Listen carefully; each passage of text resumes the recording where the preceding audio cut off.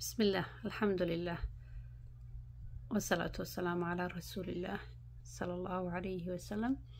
السلام عليكم ورحمة الله وبركاته.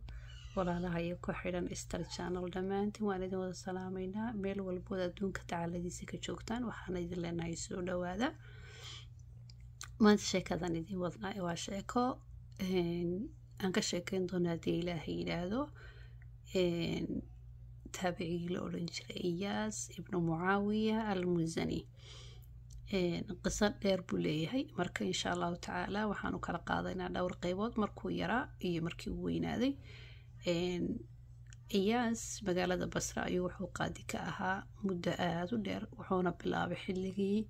عمر ابن عبد العزيز لما انتو الله وضع نحريستو مركا إياس وحوها ويلير وحو ديجن شري maadada xisaabta la yiraahdo wuxuu ka dhigan jiray nin yahuudi ah madrasadiisa maalinkii dambe isagoo fadhiya meeshii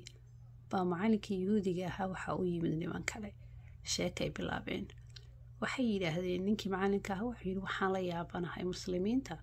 waxay leeyihiin jannada markaan tagno waxaan doonaan cuni karnaa waxaan doonaan cabi karnaa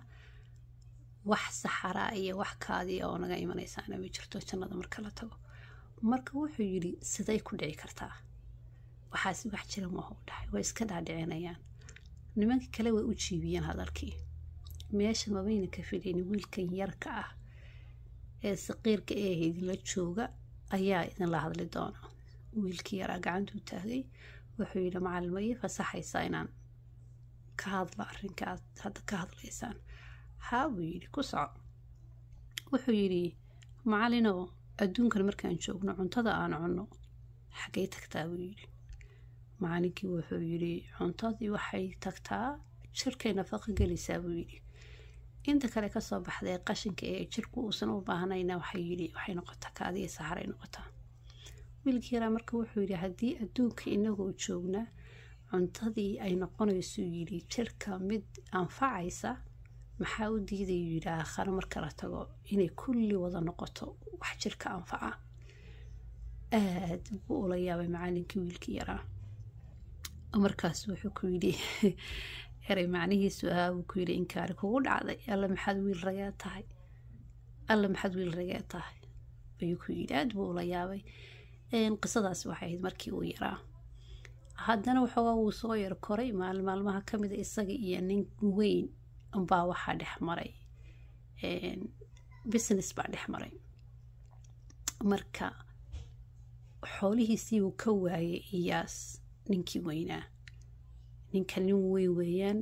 wadanka kule magaalada kule magac kule la yaqaano uu soo dacway qaadigii uu tagay qaadigii markuu tagay ninkii baa loo yeeray kaale baa yidhi waa lagu dacweeyay iyaas marka hadalkii xanaaq isagoo aad u xanaaqsan buu bilaabay waxa uu yiri marka qaadigiiba wuxuu ku yiri wiil yahow hoos u hadal buu ku yiri waad qaylinaysaa hoos u hadal buu ku yiri ninkan aad la murmayso ee soo dacweysay ma taqaanaa marka wuxuu yiri haddaan aniga aamuso iyaas baa dhahay hadalka haddaan aniga aamuso yiri yaa dacwadeeda sheegaya qaadigii wuu yaabay aad buu yaabay wuu eegay wuu yaabay haddana iyaas hadalkiibu sii watay hadalkiibu isagoo xanaaqsan sii watay qaadigii wuxuu ku yiri warso kuma odhanin aamus so kuma odhan hoos u hadal maxaad qaylinaysaa iyaas wuxuu dareemay dareen ah qaadiga iyo odaygan wiilku soo dacweeyana way is yaqaanaan marka wuxuu dareemay xogaa in laga xiiliyo ka cabsaday markaas wuxuu ku yiri laa ilaaha illa allah wahdahu la sharika lah lahu almulku wa lahu alhamd wa huwa ala kulli shay'in qadir waxaan rajaynayaa buu yiri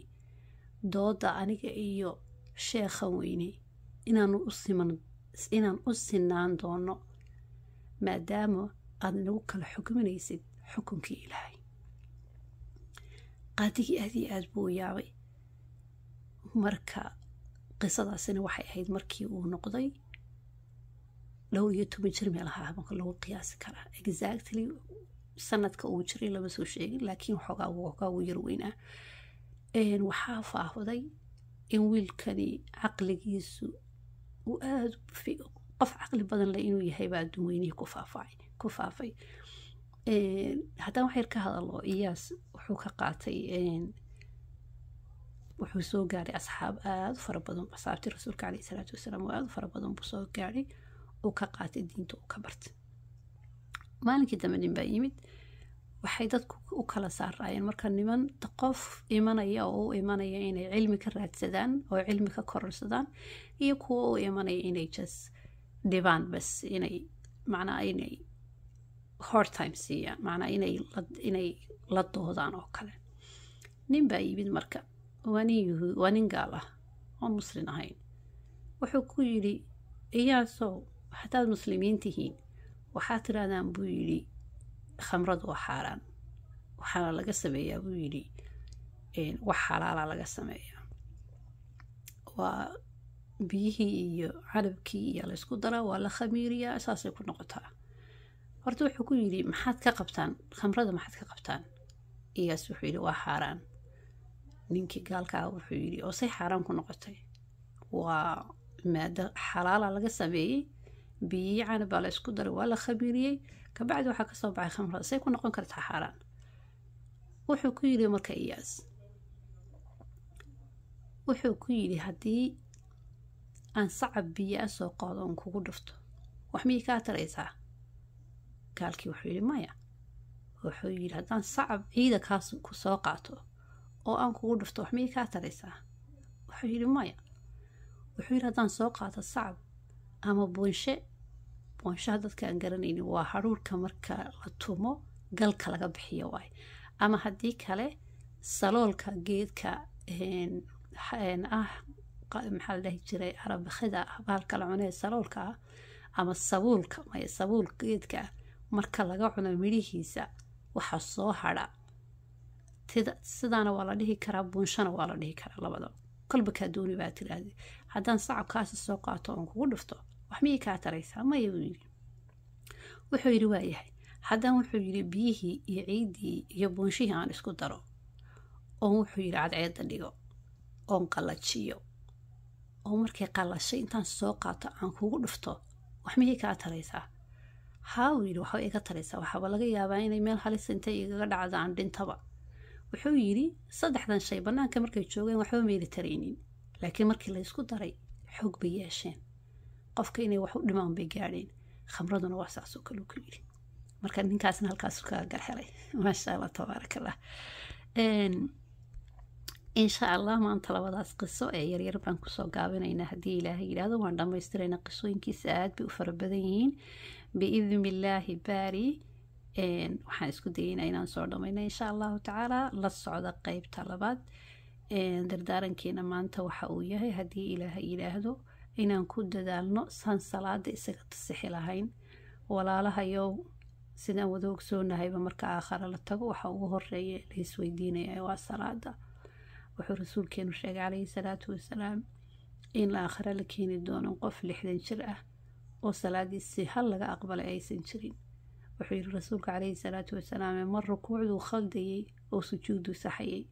marra sujuudu saxayey oo rukuucdu khaldayey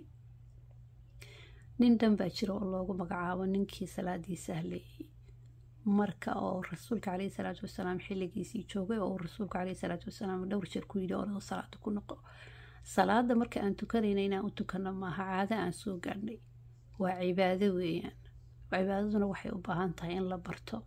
hadda maanta haddaad dabacda inaad dad casuuntid cunto aadan weliga iyo allaha aadan isku dayin uma karinaysid cuntada aad rabta inaad karisid canjeera ugu yaro maanta haddaad damacda inaad karisid oodan ahayn qof yaqaana canjeera sida loo sameeyo waad baranaysaa waqti baad gelinaysaa canjeeradii burkii baad soo qaadi cusbadii baad ku dari khamiir baad ku dari wareba aad rabtid baad ku dari markaasaad qasi habeenkii baad khamiiri subaxii waa gumur saasaad u baranaysaa marka maxaa kuu diidaya walaal inaad intaad hal mar dhaqaaqdid oo youtube ka furatid aad eegtid salaada sida loo tukado haddii ay kuu saxsan tahay falilaahi alxamd haddii ay kaa khaldan tahayna waxaan aada naftayda iyo naftaadaba ugu dardaarmayaa inaan salaada iska saxno. hadda meel walba way taalla, ilaahay baa dhib yareeyey. koley hadda ani intaan ogahay sheekh axmed iyo sheekh kenyaawi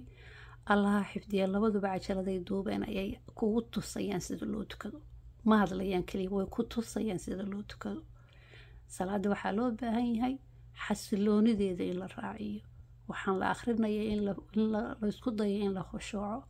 salaada in aada iyo aada loogu dadaalo. nafteedii naftiinaba idinkula dardaarmayaa. meelaad joogtaanba makaan aamina allah idinka yeelo. waxaad qabanaysaanba allah idinla qabto. waxa aad qalbiga ku haysataan oo uu khayrku idinku jiran ilaahay ha idin siiyo. inta walbahaarsan ee murugaysan ee kurbaysan kurbada allaha ka qaado. inta baahiyaysan baahida allaha ka qaado. wadankeenina ilaahay haynoo islaax iyo nabadna haynooga yeelo. meeshaad joogtaanba makaan aamina idin leenahay. allahuma salli calaa muxamed wacalaa aalihi wasaxbihi wasalam.